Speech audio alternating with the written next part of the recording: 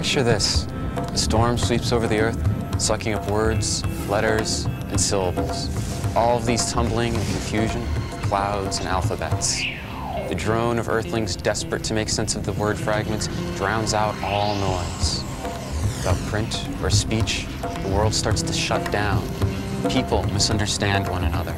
Violence breaks out everywhere, wiping out all but a few. For the survivors who can't read, it's the world before fire. Dark, lonely, and violent. An exaggeration? Maybe. But this turmoil goes on inside the millions who can't read. Forget statistics. Illiteracy is about people, survival, and public health. A few of us got together to make short films about our reading problems. This is my little film about things I've learned and experienced, sort of through not being able to read very well. And I'd draw a few pictures to maybe help you illustrate it and help you understand a little better. Hi, my name is Andrew. I wanted to make this movie to help other kids that couldn't read. Can be reading. When did you first suspect that Talia had a reading problem? Well, I would have to say coming from school. I guess the first picture is of school. Teachers, I don't think, sometimes mean to make fun of people who can't read well. And it really gets tough. Really, I remember a lot of the times I just try to always take the back desk, keep my head down, keep my hand down, and keep my mouth shut. The teacher's saying, well, there might be a problem here. She's not developing with the class. Because school is tough and everyone's trying to look for a way to fit in, and anyone who doesn't at all really gets ripped to pieces. I had to read in front of the class, and I tried to read this really, really hard book, and I'm like saying weird kind of words, and they're following it with me. I like to play with my what does it say? I can't read it. Third grade and you can't read.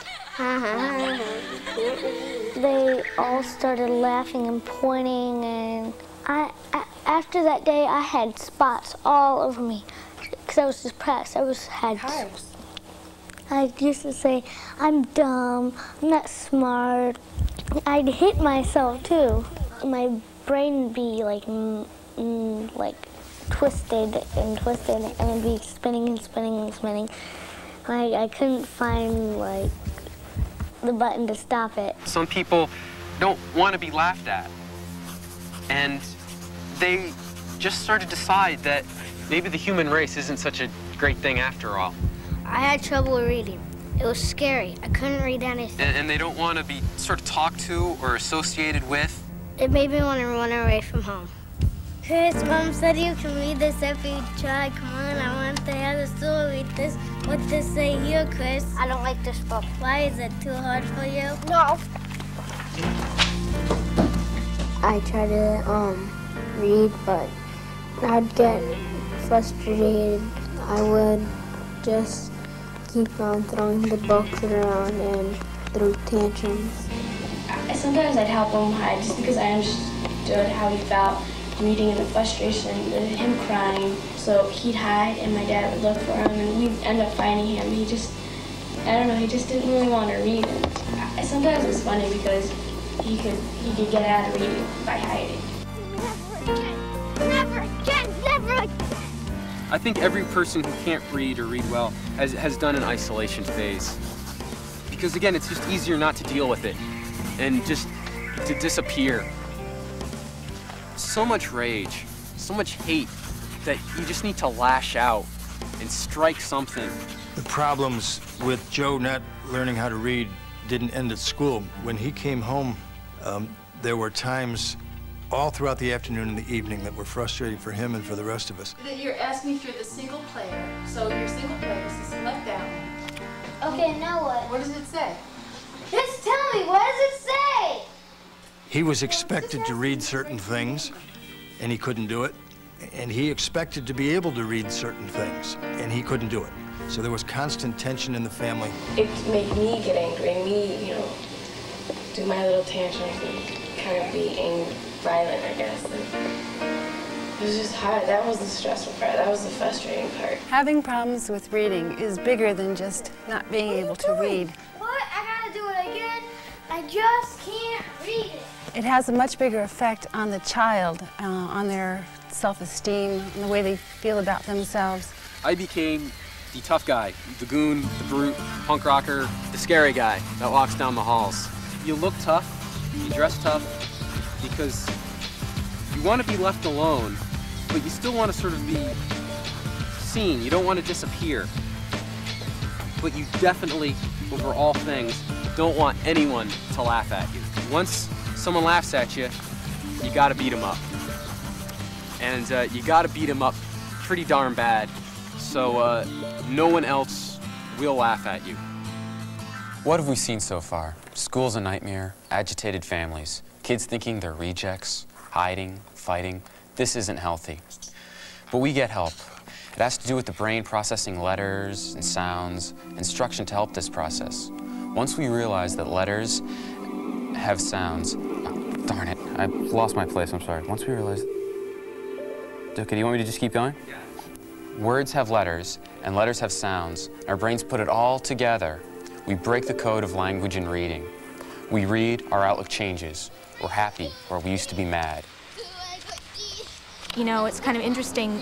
Sometimes these kids like Daquan are kind of put off and considered that they have this mysterious learning disability when in actuality they just need to be tutored consistently and in a program. Down and try to read. You would sit down and try? With my cousin. And you would try to read with her? Yeah. And could you do that, or was it really too difficult for you? Difficult. Difficult? Yeah. Now it's not difficult, Now it's fun. Now it's fun. Did you enjoy tutoring? It was the best. Ready? Go. Can bake, like to. Here's your first word. You decide which vowel it goes in there. Claw, leak, giraffe. Okay, I'm just saying, hear all the sounds in them. Teach, seaweed, Sunday. How would you say that? I consonant says. That's right. Tile. What kind of syllable is it? Close. All right, make it open. Clay, sleep. James, do you hear? Oh, it's yellow. Excellent, now what do you have? Sheep. His ears droop. What kind of syllable is that one? Open. Cheek, soak, and his tail droop. Okay, so what's the difference between closed and open syllable? There's not a consonant at the end, and there's a consonant at the end. Very good. Oh, 19. Woo! High five.